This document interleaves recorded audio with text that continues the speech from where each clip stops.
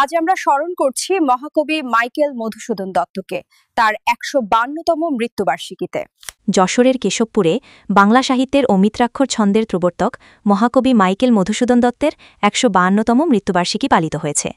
২৯ June রবিবার কবির মৃত্যুবার্ষিকী উপলক্ষে বাংলাদেশ শিল্পকলা একাডেমি কেশবপুর উপজেলা শাখার পৃষ্ঠপোষকতায় সাগরদাড়ি মধুসূদন একাডেমি দিনব্যাপী নানা কর্মসূচির আয়োজন করে।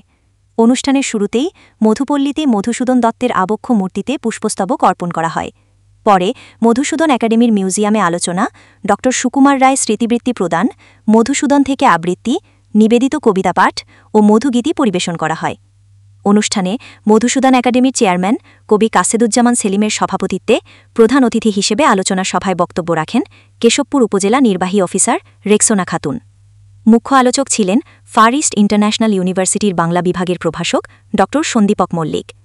বিশেষ অতিথির বক্তব্যে রাখেন কেশবপুর থানার অফিসার আনোয়ার হোসেন, সাগরদাড়ি ইউনিয়ন বিএনপির সভাপতি আকরাম হোসেন খান, মধুসূদন অ্যালবামের পরিচালক ও আলোকচিত্র শিল্পী মুফতি তাহেরুজ্জামান তাছু, সাগরদাড়ি আবু শারাফ সাদেক কারিগরি মহাবিদ্যালয়ের সহকারী অধ্যাপক কানাইলাল ভট্টাচার্য।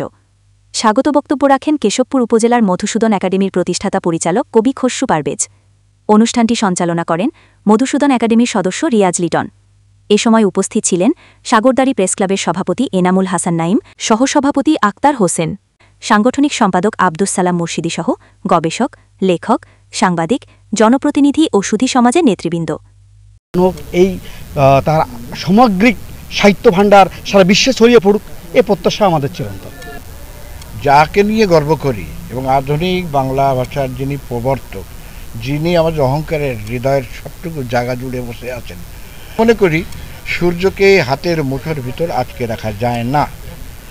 মানে অন্ধকারকে ভেদ করে তো সূর্যের আগমন হয়। তেমনি আপনারা জানেন যে মাইকেল আসলে শুধু সাগরদাড়ির কবি নন, আমাদের আধুনিক বাংলা সাহিত্যের পথিকৃৎ ছিলেন।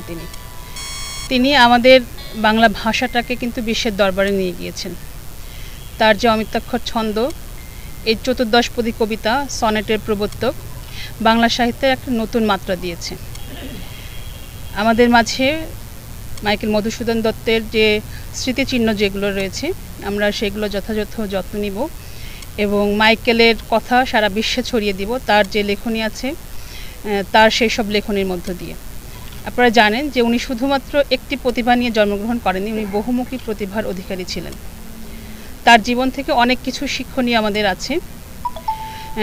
যদিও কিছু কিছু বিতর্ক হয়তো বা রয়েছে, কিন্তু আমরা যদি প্রকৃত সত্যটা জানি তাহলে দেখব যে ওনার কাছ থেকে আমরা অনেক কিছু শিখতে পারি, ওনার জীবনী থেকে।